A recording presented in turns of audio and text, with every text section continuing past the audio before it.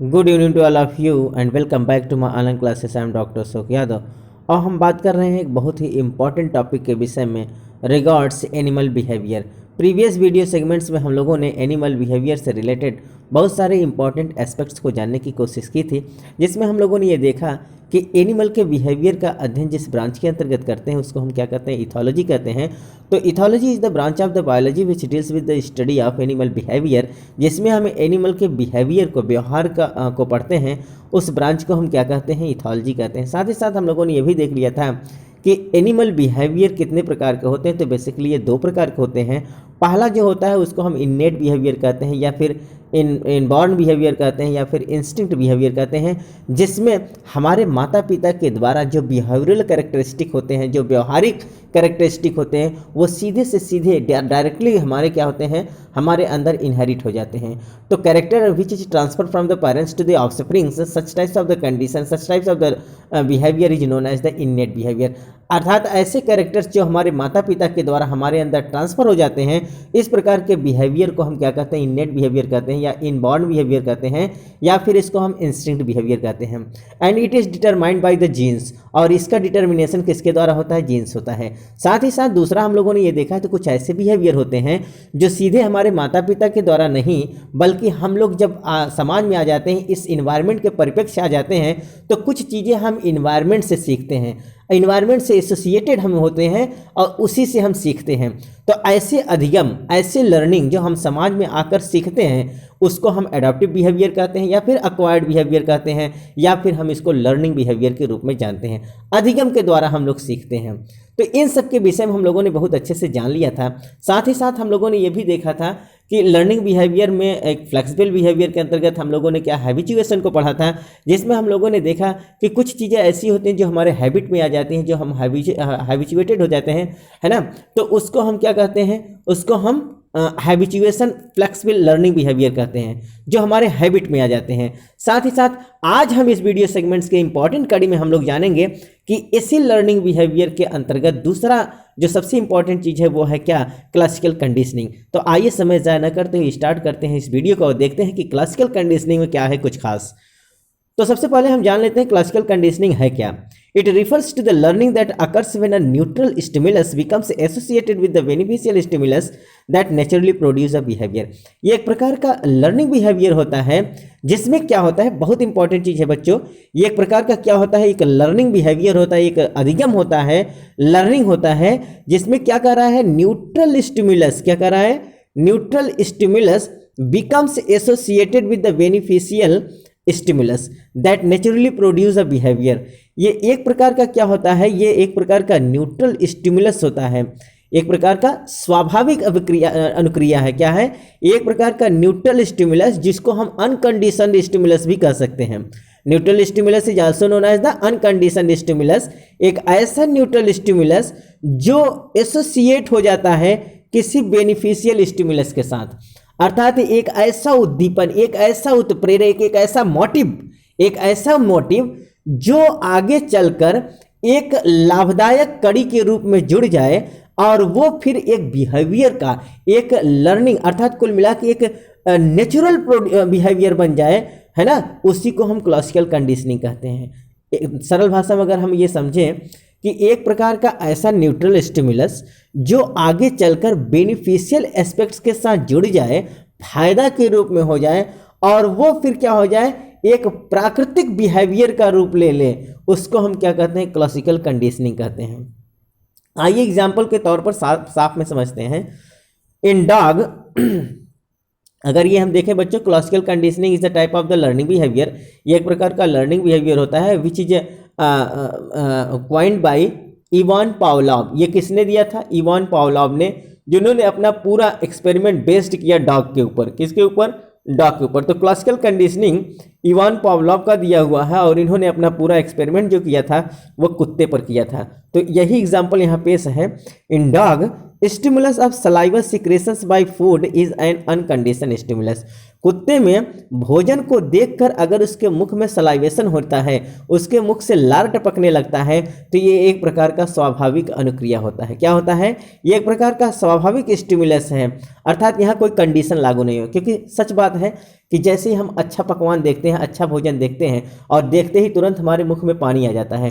तो भोजन, अच्छा भोजन देखकर मुख में पानी आना, तो ये एक स्वाभाविक प्रक्रिया है, सबके अंदर होता है क्योंकि अच्छा चीज़ है। तो यहाँ कोई कंडीशन लागू नहीं होता है ना।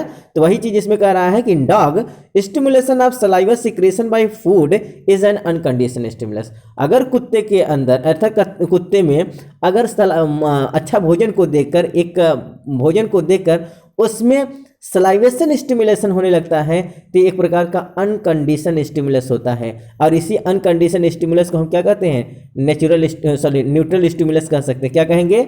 न्यूट्रल स्टिमुलस कह सकते हैं ये, है ना। तो भोजन को देखकर कुत्ते के मुख में क्या होने लगा? सलाइवेशन होने लगा। लेकिन दूसरा क्या कहिए, दूसरा क्या है, बहुत इंपॉर्टेंट चीज है। Now if a second stimulus like ringing of bell is applied just before giving the food for some days। लेकिन कह रहा है एक दूसरा स्टिमुलस, सेकंड स्टिमुलस क्या है कि भोजन देने के जस्ट बाद एक नया स्टिमुलस जनरेट किया जा रहा है कुत्ते के अंदर। क्या कि जैसे ही भोजन दिया जाता है, भोजन देने के तुरंत बाद बेल को रिंग किया जा रहा है, घंटी बजाया जा रहा है। और ये प्रक्रिया कई दिन तक करते हैं। कितने दिन तक? अर्थात ये रिपीटेड है, रिपीट कर रहे हैं, एक दिन नहीं, 2 दिन नहीं, 3 दिन। जब जब भोजन दिया जाता है और भोजन देने के तुरंत बाद घंटी बजाई जा रही है, तो कुछ दिन बाद कुत्ते के दिमाग में ये लर्निंग हो जाएगा, उसको ये याद हो जाएगा कि भोजन का वास्ता सीधे बेल से है। कि जैसे ही हमको भोजन दिया जाता है, भोजन देने के बाद घंटी बजती है, तो इसका मतलब कि घंटी बजता है तो हमको भोजन मिलता है। तो ये सेकंड स्टिमुलस हुआ और ये कंडीशन जनरेट किया जा रहा है, एक दूसरा कंडीशन, अर्थात भोजन देने के साथ एक कंडीशन लगा हुआ है। कंडीशन क्या है? घंटी का बजना। तो ये इसको हम कंडीशन स्टिमुलस कह सकते हैं। क्या कहेंगे? इसको हम कंडीशन स्टिमुलस कहेंगे। तो वही यहाँ कह रहा है इफ अ सेकंड स्टिमुलस, क्या कह रहा है? If a second stimulus like ringing of bell is applied just before giving the food for some days, तो होता क्या है? The bell's sound will be able to facilitate salivary secretion.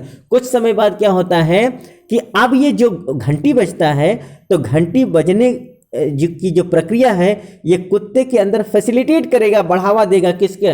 सेल्युलरी secretion के लिए। अर्थात जैसे ही घंटी बजेगा, वैसे तुरंत उसके दिमाग में घंटी बज जाएगी कि अब हमको अच्छा भोजन आने वाला है। तो कुत्ते के अंदर जो एक कंडीशन अप्लाई हो गया है, वो कौन सा कंडीशन अप्लाई हो गया है? कि बेल का बजना, भोजन का आना है ना। जैसे ही बेल बजेगा, भोजन आ जाएगा, उसके दिमाग में सेट हो जाता है। तो कुछ समय बाद क्या होता है? Even if no food is given, अब ये उसके दिमाग में जब ये सेट हो जाता है कि घंटी का बजना, भोजन का आना होता है, तो क्या होता है? कुछ समय बाद अब भोजन को हटा दिया जाए। क्या कर दिया जाए? Even if no food is given, अब भोजन अगर नहीं भी दिया जाएगा तो क्या हो जाएगा? Such stimulus is called condition stimulus and it is called as the classical conditioning. अब क्या हो जाएगा कि कुछ समय बाद जब भोजन को हटा दिया जाएगा और केवल घंटी बजाई जाएगी, तो भी कुत्ते के अंदर सलाइवेशन सिक्रीशन होने लगता है। तो कुत्ते के अंदर यह अनुक्रिया होना कि केवल घंटी बजने से उसके मुख में अगर लार आ रहा है और भोजन हम नहीं दे रहे हैं, तो इस प्रकार का जो स्टिमुलस है, इसी को हम कहेंगे कंडीशन स्टिमुलस। अर्थात यह कंडीशन जनरेट हो गया है कि अब हम भोजन नहीं दे रहे हैं, केवल घंटी बजा दे रहे हैं, तो भी उसके दिमाग में चूंकि सेट था कि घंटी बजेगा तो हमको भोजन मिल जाएगा, तो उसके दिमाग में एक लालच जो बसा हुआ है घंटी के साथ भोजन का, तो घंटी बजा और उसके अंदर सलाइवेशन होने लगेगा। तो इस प्रकार के स्टिमुलस को हम क्या कहते हैं? कंडीशनड स्टिमुलस कहते हैं। और इस प्रकार की कंडीशनिंग का नाम होता है क्लासिकल कंडीशनिंग। क्या नाम होता है? Classical conditioning. It is given by Ivan Pavlov. ये किसने दिया था? इवान पावलोव साहब ने दिया था। और इनका एक्सपेरिमेंट किस पर बेस्ड है? कुत्ते पर बेस्ड है ना। जैसा कि इस फिगर में देखिए, ये कुत्ते के अंदर सलाइवेशन होने लगा है कि जैसे ही भोजन दिया जाता है, भोजन देने के बाद पहले उसको ट्रेंड किया जाता है, घंटी बजाई जाती है, तो घंटी बजने की प्रक्रिया उसके एक कंडीशन स्टिमुलस के रूप में सेट हो जाता है। कुछ समय बाद भोजन नहीं दिया जाता, केवल घंटी बजाया जाता है। जैसे ही घंटी बजता है, वैसे ये देखा गया कि कुत्ते के मुंह से क्या होना? लार टपकने लगा। क्यों लार टपकने लगा? क्योंकि वो ट्रेंड हो गया था कि घंटी बजेगी तो भोजन मुझको मिल जाएगी, है ना। तो ये जो एक्सपेरिमेंट था वो इवान पावलोव साहब ने कुत्ते पर किया था। तो एक प्रकार के लर्निंग बिहेवियर है। कैसा बिहेवियर है? लर्निंग बिहेवियर है। आइए दूसरे एग्जाम्पल को देखते हैं। When a tiger is moving towards the group of deers, the monkeys hoop, the bird makes noise, and all these acts are conditioning stimuli. And soon, just after hearing the alarm calls, the deer runs. कह रहा है कि when a tiger is moving towards the group of deers, जैसे ही कोई चीता, जैसे ही कोई tiger हिरन के समूह पर झपटता है, अर्थात जैसे ही वो झपट्टा मारता है किसके ऊपर, हिरन का कोई समूह है, उस समूह पर जैसे ही वो झपट्टा मारता है तो उसमें क्या होता है कि हिरन के समूह को उधर टाइगर देख रहा है, और जैसे वो झपट्टा मारने को है इसके पहले क्या हो रहा है कि जो मंकी है, बंदर, वो टाइगर को देखकर वूफ करने लगते हैं, अर्थात घेराबंदी करने लगते हैं, चारों तरफ से बंदर की आवाज़ आने लगती है। दूसरी चीज़ क्या होता है, किसी अजूबे चीज़ को देखकर क्या करते हैं, बर्ड्स मेक नॉइस, चिड़िया चहचहाने लगती हैं, है ना। जो चिड़िया चहचहाने लगी, क्योंकि आप देखेंगे कि अगर जब हम लोग कहीं जा रहे होते हैं और देखते हैं कि चारों तरफ से अगर चिड़िया की चहचहाट आ रही है और चारों तरफ से चिड़िया क्या कर रही है, आवाज़ कर रही हैं, तो हमको ये समझ में आ जाता है कुछ ना कुछ गड़बड़ है, कुछ ना कुछ दाल में काला है, कि कोई ना कोई जानवर आसपास में है, तभी तो चिड़िया चहक रही है। तो वही कह रहा है कि जैसे ही टाइगर किसी हिरन के समूह पर झपट्टा मारता है, उसके ऊपर आक्रमण करता है, वैसे ही जो मंकी है वो वूपिंग करने लगते हैं, बर्ड्स नॉइस करने लगते हैं, और ये सब क्या कर रहे हैं, एक कंडीशन स्टिमुलाई के रूप में काम कर रहे हैं, एक कंडीशन स्टिमुलस के रूप में काम कर रहे हैं, है ना। तो क्या होता है, just after hearing the alarm calls, तो इस प्रकार से बंदर का जब वूफिंग होता है या फिर चिड़ियों की चहचहाट को सुनकर क्या होते हैं, हिरन अलर्ट हो जाते हैं, क्योंकि हिरन को ये पता हो जाता है कि ये एक प्रकार का क्या है, ये एक अलार्म कॉल्स है, अर्थात कुल मिला के एक आक्रामक अटैक होने वाला है, कोई ना कोई गड़बड़ होने वाला है, तो वो सतर्क हो जाते हैं। कौन, हिरन। तो जैसे ही चिड़ियों का आवाज़ सुनाई दिया, बंदर का वूपिंग होने लगा, वो उनके अंदर अलार्म कॉल बज गया और वो हर सचेत हो गए, और फिर वो क्या होते हैं, द डियर्स रन्स, और जितने भी हिरन है वो भाग जाते हैं, क्योंकि उनको ये पता हो जाता है कि चिड़िया चहकी, बंदर वूफिंग की, ये इसका मतलब है कि टाइगर हमारे ऊपर अटैक करने वाला है। तो उनके दिमाग में सेट है, किसके दिमाग में सेट है, हिरन के दिमाग में सेट हो जाता है कि चिड़िया ने चहका और बंदर ने वूफिंग किया, इसका मतलब कहीं ना कहीं इसका जो रिलेशन है वो किसके साथ जुड़ा हुआ है, किसी शिकारी के साथ जुड़ा है। शिकारी कौन है, टाइगर, अर्थात टाइगर के आने का जो अलार्म है वो क्या है, चिड़ियों का चहकना और बंदर का वूफिंग करना। तो ये एक प्रकार का अलार्म कॉल है जो किसके ऊपर लागू होता है, डियर्स के ऊपर। तो यही यहाँ कहा गया, तो ये एक प्रकार का कंडीशन है। कंडीशन क्या हुआ, वूफिंग करना, है ना। जैसे आप लोगों ने बचपन में कहानी पढ़ी होगी कि बंदरों की मीटिंग, सॉरी चूहे बिल्ली से बहुत परेशान थे, तो चूहों ने मीटिंग किया कि अगर बिल्ली हमारे ऊपर अटैक करने वाली है तो हम कैसे जाने कि बिल्ली हमारे ऊपर अटैक करने वाली है, कुछ ऐसा उपाय सुलझाया जाए जिससे हमको ये पता चल जाए कि बिल्ली आने वाली है ना। तो उसमें से एक बूढ़ा चूहा है, वो सामने आता है और वो कहता है हमारे पास एक आइडिया आया है। उन्होंने कहा क्या, तो उन्होंने कहा कि अगर कोई बिल्ली के गले में जाकर घंटी बांध दे तो जैसे ही घंटी बजेगी हमको ये पता चल जाएगा कि बिल्ली आ गई। तो घंटी का बजना क्या है, it is a type of the alarm calls, अर्थात वो एक प्रकार का कंडीशन जनरेट करेगा, और ये कंडीशन जनरेट करेगा कि बिल्ली आ गई और हमको क्या करना है, भाग जाना है। तो ऐसा आइडिया उस बूढ़े चूहे ने दिया था। तो यहाँ भी एक कंडीशन लागू हो रहा है, घंटी का बजना, जैसे घंटी बजेगा वैसे क्या आ जाएगी, बिल्ली आ जाएगी, और वो एक अलार्म कॉल के रूप में हमको सचेत कर देगा, हम सभी चूहे क्या हो जाएंगे, भाग जाएंगे। तो ठीक यही कंडीशन यहाँ लागू होता है। तो इस प्रकार का जो कंडीशन है बच्चों, उसको हम क्लासिकल कंडीशनिंग कहते हैं। ये एक प्रकार का लर्निंग है, अर्थात हम सीख रहे हैं, समाज में आकर हम लोग क्या कर रहे हैं, सीख रहे हैं। तो इस प्रकार के कंडीशनिंग को हम क्या कहते हैं, क्लासिकल कंडीशनिंग कहते हैं, जिसको इवान पावलोव ने दिया था। It is so much important. आइए तीसरा हम जानते हैं ऑपरेंट कंडीशनिंग। ऑपरेंट कंडीशनिंग भी एक प्रकार का लर्निंग बिहेवियर है। आइए देखते हैं इसमें क्या होता है। It is also known as the trial error learning. इसको हम क्या कहते हैं, ट्रायल ईरर लर्निंग के नाम से जानते हैं। तो आइए इसके डेफिनेशन को देखते हैं, है क्या। Operant conditioning is a type of the learning process through which the strength of behaviour is modified, increase और डिक्रीज बाई रिवॉर्ड और पनिशमेंट। ऑपरेंट कंडीशनिंग एक प्रकार का क्या है, लर्निंग प्रोसेस है, एक प्रकार का अधिगम है, एक प्रकार का सीख है, थ्रू विच, जिसके द्वारा बिहेवियर में मॉडिफिकेशन होता है। व्यवहार में क्या होता है, मॉडिफिकेशन होता है। और क्या मॉडिफिकेशन होता है, इंक्रीज होता है या फिर डिक्रीज होता है। कब, अर्थात जब हम कोई सीख रहे हों, किसी चीज़ को हम सीख रहे हैं, अगर हमको सीखने में रिवॉर्ड मिलता है तो वहाँ हमारा पॉजिटिव रेनफोर्समेंट होता है, अर्थात क्या होता है, धनात्मक पुनर्वलन होता है। और अगर हमको पनिशमेंट मिल जाता है तो पनिशमेंट के समय हमारा क्या होता है, निगेटिव रेनफोर्समेंट होता है, अर्थात ऋणात्मक पुनर्वलन हो जाता है। अब सरल भाषा में अगर हम समझें, सरल शब्दों में हम समझना चाहें कि अगर कोई बच्चा मिट्टी उठाकर खा रहा है और मिट्टी उठाकर अगर खा रहा है, उसी समय उसकी मम्मी देखती हैं और उसको एक थप्पड़ जड़ देती हैं, तो उस बच्चे के अंदर क्या हो जाएगा, उसके दिमाग में सेट हो जाएगा, it is a type of the punishment, कि जैसे ही हम मिट्टी उठाकर खाएंगे ये गंदी आदत है, हमको नहीं खाना चाहिए। अर्थात क्यों, क्योंकि उसकी मम्मी ने उसको क्या कर दिया, एक थप्पड़ जड़ दिया, तो उसके दिमाग में निगेटिव रेनफोर्समेंट आ जाएगा। अब ये क्या करेगा, अपने व्यवहार को, कौन सा व्यवहार, जो मिट्टी खाने का व्यवहार था, वो उसका कहाँ जाएगा, डिक्रीज कर जाएगा। अब वो वहीं वो दब जाएगा, फिर वो मिट्टी नहीं खाएगा, क्योंकि उसको ये पता चल गया कि हमको पनिशमेंट मिलना है ना। दूसरी तरफ क्या होता है कि अगर बच्चा कोई पढ़ाई कर रहा है और उसी समय उसको एक प्रोत्साहन राशि दे दी जाए, है ना, अगर कोई बच्चा क्लास में नंबर 1 आता है, टॉप कर जाता है, और उसी समय कॉलेज से उसको प्रोत्साहन राशि दे दी जाती है, एक मोटिवेशनल धनराशि दे दी जाती है, तो उसमें क्या हो जाएगा, उसका व्यवहार अर्थात पढ़ने की जो टेंडेंसी है वो और बढ़ जाएगी। क्यों, क्योंकि वहाँ उसका पॉजिटिव रेनफोर्समेंट आ गया, है ना, अर्थात उसको रिवार्ड दे दिया गया। तो जब उसको रिवार्ड दे दिया जाता है तो उसको हम क्या कहते हैं, पॉजिटिव रेनफोर्समेंट। और जब हम किसी को पनिश कर देते हैं, मार पीट देते हैं, जैसे कोई लड़का कॉलेज में गंदी हरकत कर रहा है, उदंडता कर रहा है, उसी समय प्रिंसिपल ने जाकर उसको 2 डंडा जड़ दिया, तो क्या हो जाएगा, अब वहाँ मनोबल उसका दब जाएगा, तो उसको हम क्या कहेंगे, निगेटिव रेनफोर्समेंट कहते हैं। तो ये सब क्या है, एक अधिगम है, लर्निंग है, अर्थात बच्चा अच्छा या खराब समाज में आकर ही होता है। अर्थात जब उसको रिवॉर्ड कर दिया जाएगा तो समाज में उत्थान की ओर जाएगा, अगर उसको पनिशमेंट कर दिया जाएगा तो हो सकता है कि जो वो बिहेवियर सीख रहा है, गंदी बिहेवियर, वो वहीं से दब जाएगी। क्यों, क्योंकि वो निगेटिव रेनफोर्समेंट में आ जाएगा। तो इसी को हम क्या कहते हैं, ऑपरेंट कंडीशनिंग कहते हैं। क्या कहते हैं, ऑपरेंट कंडीशनिंग कहते हैं। It is given by BF Skinner, अर्थात इसको किसने दिया था, बीएफ स्किनर साहब ने दिया था।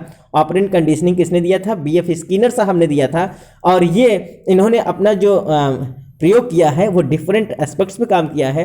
तो एक बार हम जान लेते हैं ऑपरेंट कंडीशनिंग क्या है।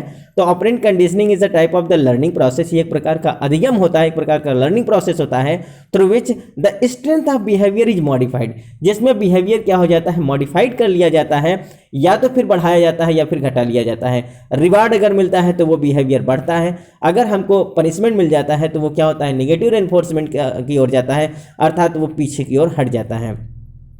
आइए एग्जाम्पल के तौर पर अगर हम समझें तो एग्जाम्पल में क्या है, hungry animals while exploring the surrounding gets foods and if this situation is repeated, the animals would learn to perform a same pattern regularly. To that, here animals tries again and again and keep elimination efforts. अगर कोई भूखा जानवर अपने surroundings में भोजन की तलाश में निकला हुआ है, अर्थात भोजन की तलाश में निकला हुआ है कोई हैंग्री एनिमल्स, और वो क्या करता है, अब वो बार बार ट्राई कर रहा है, हाथ पैर चला रहा है, भोजन की तलाश में हाथ पैर क्या कर रहा है, चला रहा है, क्योंकि चारों तरफ वो घूम रहा है, उसको भोजन नहीं मिल रहा है, और बार बार वो कोशिश कर रहा है, क्योंकि भूखा बहुत है, बार बार वो अपने सराउंडिंग्स में, अपनी सराउंडिंग मीडियम में क्या कर रहा है, भोजन का तलाश कर रहा है। And this situation is repeated, और वो बार बार खोज रहा है, and the animals would learn to perform the same pattern regularly, और वो क्या करता है, इस पैटर्न को वो बार बार करता है, अर्थात वो भोजन करने के तलाश में, भोजन खोजने के तलाश में निकला हुआ है। So that here animals tries and tries again and keep elimination of efforts, अर्थात क्या कर रहा है कि वो बार बार कोशिश करता है, अगर उसी समय कोशिश करने के दौरान ही उसको कोई भोजन मिल गया एकाएक, और बार बार कोशिश करने के बाद, क्योंकि बार बार उछल कूद मचा रहा है, कोई गलत जगह पर जा रहा है, फिर सही जगह पे आ रहा है, फिर गलत जगह पर जा रहा है, सही जगह पे आ रहा है, तो एक समय आएगा जब उसको भोजन मिल जाएगा, तो भोजन मिलने के जस्ट बाद वो ये सोचेगा कि हम घूम के जो भोजन का तलाश कर रहे थे, वहाँ हमारा एनर्जी जा रहा था, हमारा वहाँ टाइम जा रहा था, तो हमको कुछ ऐसा करना चाहिए जिसमें हम तुरंत सटीक हमको भोजन मिल जाए।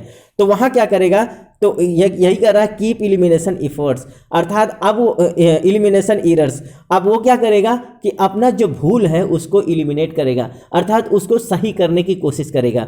जो बार बार वो भूल चूक कर रहा था, कि बार बार ट्राई कर रहा था, असफल हो रहा था, फिर ट्राई कर रहा था, असफल हो रहा था, तो अब ये क्या करेगा, अपने भूल को एलिमिनेट करेगा और सुधार करेगा, और डायरेक्ट भोजन के लिए क्या करेगा, वो तलाश करेगा। अर्थात जो चारों तरफ से घूम के, जैसे हमने कहा कि कोई शेर भोजन के लिए जंगल में निकला हुआ है और वो भोजन का तलाश बहुत दूर दूर करके अपने पास में ही कोई शिकार पा जाता है, और ये क्या हुआ कि बहुत दूर तक घूमने के बाद उसका एनर्जी लॉस हो गया, उसका समय बर्बाद हुआ। तो अब वो सोचेगा कि ऐसा कौन सा डायरेक्ट रूट है जिसके माध्यम से हमको भोजन तुरंत मिल जाए, तो वो सीखेगा समाज में आकर, है ना। दूसरा अगर हम देखें, predator learn to avoid certain kinds of prey if they are associated with painful experience। अगर ये देखें कि कोई प्रीडेटर्स, कोई अगर शिकारी अपने शिकार के लिए निकला हुआ है और वो ये अगर देखा कि शिकार को पकड़ने में उसका कोई पेनफुल एक्सपीरियंस रहा, कैसा, अर्थात कष्टप्रद अनुभव अगर उसको हो रहा है कि भोजन, अर्थात एक शिकार का भोजन लेने में हमको अगर कष्टप्रद जो है एक अनुभव की अनुभूति होती है, तो वो प्रीडेटर क्या होगा, वो सीखेगा और वो जो कष्टप्रद उसका जो अनुभूति है उसको अवॉइड करने की कोशिश करेगा। कि वो सोचेगा कि जो हम शिकार पकड़ रहे हैं उस शिकार में जो हमको कष्ट मिल रहा है उस कष्ट को हम कैसे अवॉइड करें और हमको आसानी से भोजन मिल जाए। तो ये क्या करेगा, वो लर्निंग करेगा, सीखेगा। जैसे एग्जाम्पल के तौर पर आप देखिए, ये देखिए, ये इसको किस पर अगर बिल्ली पर दिखाया गया है तो ये क्या है, एक प्रकार का पजल बॉक्स है। इस पजल बॉक्स के अंदर बिल्ली को बंद कर दिया जाता है और बाहर इसके क्या रखा जाता है, इसके जस्ट बाहर इस साइड में, कहाँ, यहाँ क्या रखा जाता है, यहाँ एक क्या रखा जाता है, ये मछली का मीट मांस रखा जाता है। क्या रखा जाता है, यहाँ मछली का मांस रखा जाता है ना। और इस मांस को पजल बॉक्स से बाहर रखा गया है। और एक प्रकार के ये देखिए डिवाइस है, इसमें एक हुक लगा हुआ है, लीवर लगा हुआ है और इस लीवर को नीचे लटकाया गया है ना। तो बिल्ली क्या करती है, बिल्ली इस मीट को लेना चाहती है, ये बाहर रखा हुआ जो फिश का मांस है इसको ये लेना चाहती है, लेकिन ये पजल बॉक्स में बंद है। अब ये सोच रही, यहाँ बीच में दरवाज़ा है ये, अब बिल्ली सोच रही कि हम दरवाज़ा को खोलकर मीट तक कैसे पहुँचे। ये अंदर पजल बॉक्स के अंदर बहुत ट्राई करती है, बार बार ट्रायल एंड एरर करती है, बहुत हाथ पैर चलाती है, अर्थात बहुत ज़्यादा अथक प्रयास करती है। उसमें उसका एनर्जी भी लॉस हो रहा है, समय भी लॉस हो रहा है, लेकिन वो मीट को नहीं पाती है। अचानक ही उसका पैर किस पर पड़ जाता है, इस लीवर पर पड़ जाता है। यहाँ अचानक ही इसका पैर इस लीवर पर पड़ जाता है और तुरंत दरवाज़ा खुल जाता है और फिर वो बिल्ली बाहर आकर मीट को ले लेती है। अब वो बिल्ली को फिर से अगर बंद कर दिया जाएगा तो बिल्ली उस पर मंथन करेगी, विचार करेगी कि वो ऐसा कौन सा मोमेंट था जिसमें ये लीवर खुल गया था। तो अब वो क्या करेगी, बार बार इसको करेगी, सीखेगी और एक समय ऐसा आएगा कि भूल एकदम समाप्त हो जाएगा, तो वो एलिमिनेट कर देगी। अर्थात जो इसका एरर्स हो रहा था, जहाँ गलतियाँ हो रही थी, भूल हो रहा था, उसको वो धीरे धीरे एलिमिनेट कर देगी। क्यों? क्योंकि ये बार बार इसको रिहर्सल करेगी, बार बार इसको ट्रायल करेगी और ये देखे कि अब बहुत कम समय में हम लीवर को खोल पा रहे हैं, दरवाजे को खोल पा रहे हैं। क्यों? क्योंकि अब ये डायरेक्ट अपने पैर को उस लीवर पर ही मारेगी और जिससे वो दरवाज़ा खुल जाएगा और वो मीट को ले लेगी। तो ये पहले क्या हुआ था, शुरू में वो क्या कर रही थी, लर्निंग कर रही थी, सीख रही थी, अर्थात ट्रायल एंड एरर हो रहा था। शुरू में बहुत ज़्यादा समय बर्बाद हो रहा था, बहुत सारा एनर्जी का लॉस हो रहा था, लेकिन धीरे धीरे जब उसी को वो बार बार करती है, अपने बिहेवियर में अडॉप्ट करती है, तो अब वो डायरेक्ट लीवर पर अपने पंजे को मारेगी और बाहर आकर क्या करेगी, मीट को ले सकती है ना। तो ये एक प्रकार का लर्निंग है जिसको हम क्या कहते हैं, ऑपरेंट कंडीशनिंग कहते हैं। इसको BF स्किनर साहब ने दिया था। आइए चौथे की अगर हम बात करें, जिसको हम क्या कहते हैं, लैटेंट लर्निंग कहते हैं। क्या कहते हैं, लैटेंट लर्निंग। और इसको अल्बर्ट बंदूरा साहब ने दिया था। किसने दिया था, आप इसको लिख लेंगे, इसको अल्बर्ट बंदूरा साहब ने दिया था, जिसको हम लैटेंट लर्निंग कहते हैं। ये क्या है, it is a kind of the storage of the learning information. इसमें क्या होता है, अधिगम के इन्फॉर्मेशन को स्टोर किया जाता है। क्या किया जाता है, अर्थात किसी चीज़ को हम अपने मेमोरी में बहुत समय तक के लिए फीड कर लेते हैं और वो फिर कभी हमको गाइड के रूप में काम करता है। क्या करता है, एक निर्देश के रूप में काम करता है। हमारा दिमाग, हमारा जो मेमोरी है उस समय जग जाता है, क्योंकि हमको याद हो जाता है कि ये चीज़ हमने कभी देखा था। तो उसको हम क्या कहते हैं, अर्थात कुछ ऐसे लर्निंग बिहेवियर, कुछ ऐसे लर्निंग इंफॉर्मेशन है जो हम अपने दिमाग में स्टोर कर लेते हैं। तो वही कह रहा है, it is a kind of the storage of the learning information. इसमें क्या होता है, अधिगम के इंफॉर्मेशन अर्थात सूचनाओं को हम एकत्र कर लेते हैं कहाँ, अपने मेमोरी में। तो क्या है ये, it is a type of the learning, एक प्रकार का अधिगम है, that occurs when the animals stores the information, जिसमें एनिमल्स क्या करता है, कोई भी जानवर इंफॉर्मेशन अर्थात सूचनाओं को स्टोर करता है, वाइल एक्सप्लोरिंग द इन्वायरमेंट्स, जब वो समाज में क्या करता है, घूमता है, अर्थात समाज में बहुत सारी चीज़ों को जब वो अपने आसपास के सोसाइटीज़ में आता है तो वो सीखता है क्या, कि कुछ ऐसे लर्निंग इंफॉर्मेशन को अपने दिमाग में सेट कर ले। जैसे हम लोग भी तो यही करते हैं, हम पढ़ाते हैं, आप पढ़ते हैं, तो जब आप पढ़ते हैं तो इसका मतलब है कि हमारे पढ़ाए हुए चीज़ों को वो क्या हुआ, it is a type of the learning information. तो जो हम पढ़ा रहे हैं उस इन्फॉर्मेशन को आप अपने दिमाग में क्या करते हैं, स्टोर करते हैं, और फिर भविष्य में आप जब एग्ज़ाम देते हैं तो एग्ज़ाम के समय आप हमारी पढ़ाए हुए इन्फॉर्मेशन को क्या करते हैं, वहाँ लिखते हैं ना। तो जो हमने पढ़ाया है, जो हमारा पढ़ाया हुआ चीज़ है, जो आपके दिमाग में सेट कर रहा है, it is a type of the storage, और जो स्टोर कर रहे हैं वो क्या कर रहे हैं, हमारे सूचनाओं को। तो लर्निंग इंफॉर्मेशन को जब अपने दिमाग में आप सेट करते हैं, स्टोर करके रखते हैं, तो it is a type of the latent learning. तो वही कह रहा है, it is a type of the learning, एक प्रकार का अधिगम होता है, that occurs when a animal store the information, ये तब पाया जाता है जब कोई जानवर इंफॉर्मेशन को स्टोर करता है, वाइल एक्सप्लोरिंग इन एनवायरमेंट्स, जब वो समाज में आता है ना, and use it later to guide its behaviour, और बाद में ये क्या करता है, गाइड के रूप में अपने व्यवहार में उतारता है। तो अपने व्यवहार में जब वो गाइड के रूप में उतारता है तो इस प्रकार के बिहेवियर को हम लेटेंट लर्निंग कहते हैं। आइए एग्जाम्पल के तौर पर साफ तौर से हम जानते हैं, एग्जाम्पल में क्या दिया है, human learns to recognise some landmark such as building, यहां देखिए, इसको आप यहां देखिए, human learn to recognise some landmark such as the building, popular place, neon boards etcetera, and use them for finding the exact goal in future. जैसे आप कहीं जा रहे होते हैं, किसी शहर में आप गए और वहां आप किसी पर्टिकुलर स्थान पर जा रहे हैं, तो आप क्या करते हैं, जिस रास्ते से आप जा रहे होते हैं वहां कोई ना कोई निशान आप याद करे रखते हैं, है ना, अर्थात कोई ना कोई लैंडमार्क, चाहे वो पॉपुलर प्लेस होता है, चाहे वो कोई बिल्डिंग होता है, या कोई बोर्ड लगा होता है, तो आप अपने दिमाग में फिट कर लेते हैं कि बाद में अगर हम आएंगे तो ये एक लैंडमार्क है, अर्थात ये एक निशान है, ये एक सबूत है जिसके माध्यम से हम इस गली में घूम सकते हैं। तो फिर कभी आप कुछ समय बाद अगर जाते हैं तो आपके दिमाग में सेट रहता है कि यहाँ तो मैं आया था, तो फला जगह पर यहाँ एक बोर्ड लगा हुआ था और उस बोर्ड से यहाँ हमको दाहिने मोड़ना था या बाएं मोड़ना था, है ना। तो जब इस प्रकार का आपके दिमाग में आ जाता है तो वो आपका क्या है, वो फ्यूचर आपका गाइड है। क्या है वो आपके फ्यूचर में एक गाइड बन जाता है, एक प्रकार का लर्निंग बन जाता है, और फिर आप उसको याद करके उस जगह पर पहुँच सकते हैं। तो वही कह रहा है, human learns to recognise, human क्या करता है, सीखता है, टू रिकॉग्नाइज सम लैंडमार्क, कुछ लैंडमार्क जैसे buildings, popular place, neon boards, इन सब के माध्यम से वो क्या करता है, सीखता है, एंड यूज देम, और उसको तब यूज करता है जब वो फ्यूचर में कभी जाता है अपने गोल को अचीव करने के लिए, तो उस समय उसको वो अपने दिमाग में याद किया रहता है, तो उसको दिमाग से क्या करता है, अपने याद करता है, और फिर उसी के माध्यम से, उसी के गाइड के, उसी के निर्देश के द्वारा वो उस स्थान पर पहुंच जाता है।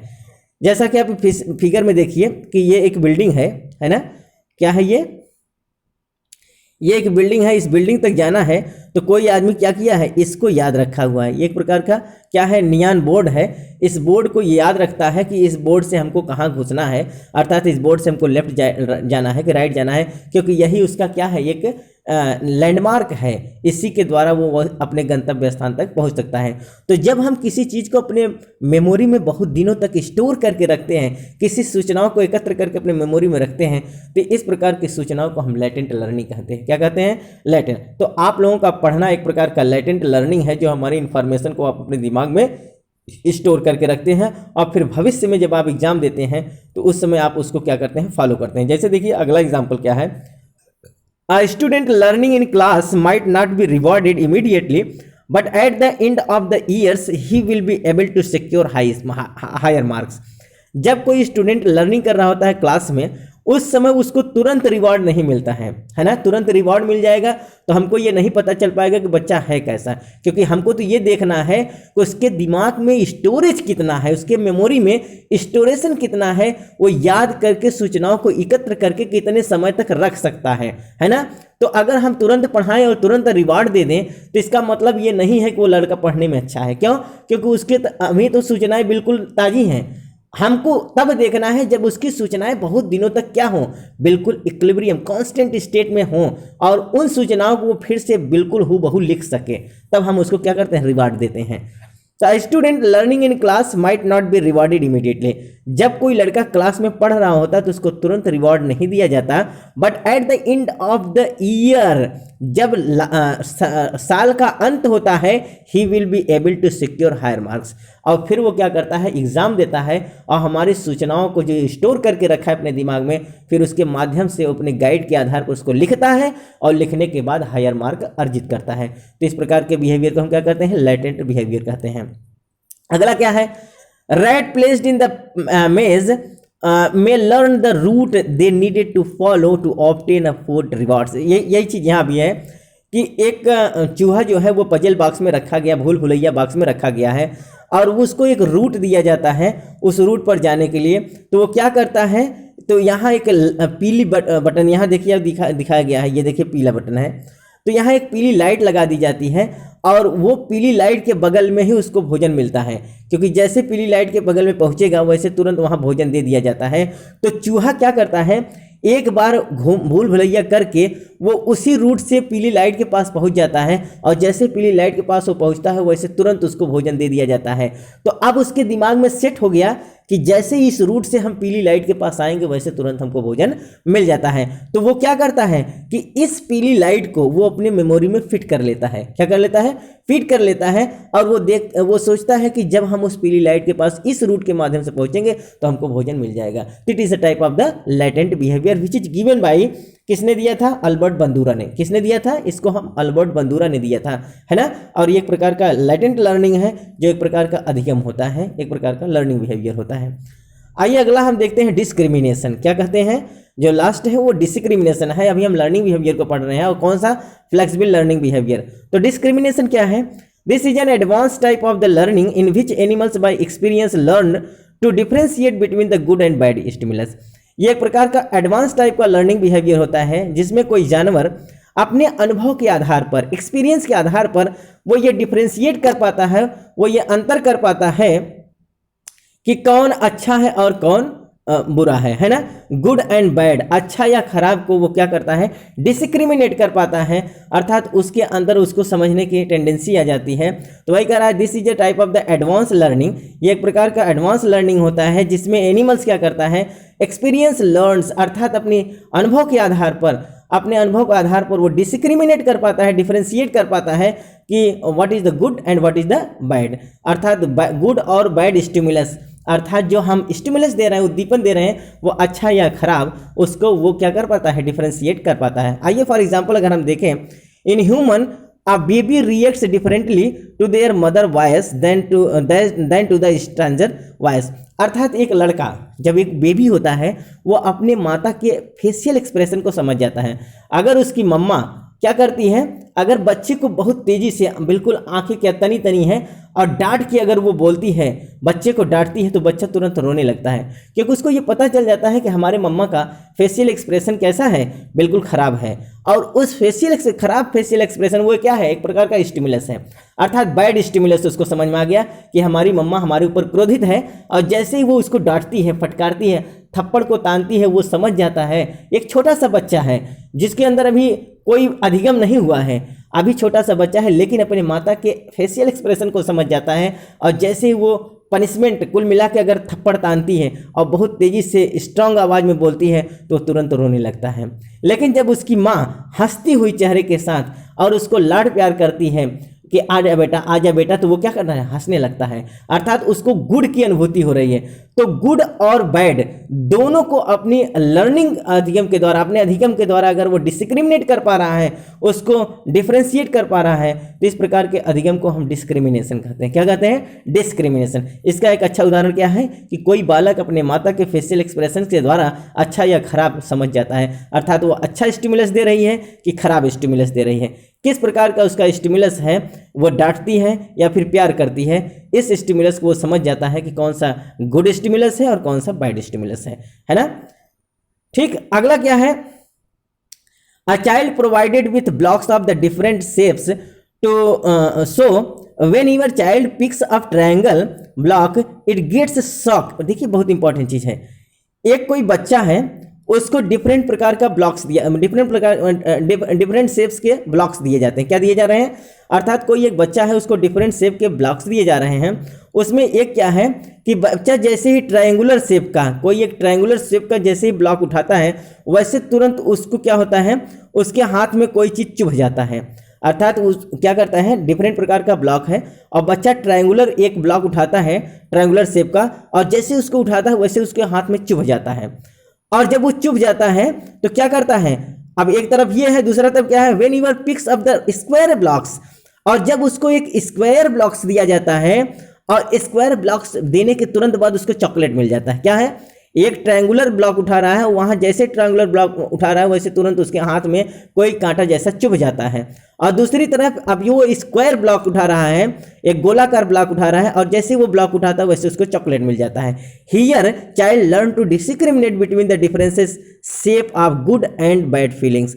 अब क्या करता है, अब बच्चा यहाँ डिस्क्रिमिनेट कर पाएगा, फैसिलिटेट, अर्थात वो उसको डिफरेंशिएट कर पाएगा कि कौन सा अच्छा शेप का बॉल है, कौन अच्छा मतलब गुड शेप का ब्लॉक्स है और कौन सा खराब शेप का ब्लॉक्स है। अब वो समझ जाएगा, यहाँ क्या कर लेगा, अर्थात वो डिफरेंशिएट कर पाएगा कि कौन सा शेप अच्छा है और कौन सा शेप खराब है। अब जो ट्रायंगुलर शेप का होगा उसको वो नहीं टच करेगा, क्यों, क्योंकि जैसे उसको टच करेगा वैसे वो उसके हाथ में कुछ चुभ जाएगा।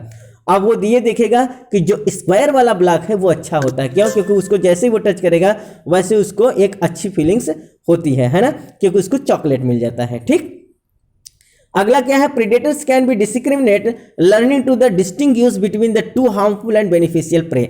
अर्थात इसी प्रकार से जब कोई कोई शिकारी शिकार के लिए जा रहा है तो उसमें वो ये डिफरेंशिएट कर पाएगा कि कौन सा अच्छा है या कौन सा खराब। अगर उसका जो फीलिंग्स, जो उसका जो अनुभव कष्टप्रद है, अगर शिकार को पकड़ने में उसकी फीलिंग्स कष्टप्रद आती है, वहाँ उसका कोई हानि हो जाता है, वहाँ उसको चोट लग जाता है, तो ये समझ जाएगा कि ये शिकार हमारे लिए ठीक नहीं है। और दूसरी तरफ अगर किसी शिकार को पकड़ने में उसको फायदा हो जाता है, अर्थात वो आसानी से पकड़ पाता है, तो उसको वो डिस्क्रिमिनेट कर पाएगा, उसको वो डिफरेंशिएट कर पाएगा कि ये शिकार हमारे लिए सही है और ये शिकार हमारे लिए सही नहीं है। तो it is a type of the discrimination, है ना। तो उम्मीद है बच्चों आज का वीडियो सेगमेंट्स आपके लिए बहुत यूजफुल रहा होगा, बहुत हेल्पफुल रहा होगा। अगर बच्चों आप हमारे नए व्यूअर्स हो, सबसे पहले हमारे चैनल को सब्सक्राइब करें, लाइक करें, शेयर करें अपने यार दोस्तों में, जिससे उनकी भी तैयारी सुचारू रूप से चल सके। मिलते हैं बच्चों हम नेक्स्ट वीडियो में नेक्स्ट सेगमेंट के साथ, तब तक के लिए बच्चों धन्यवाद।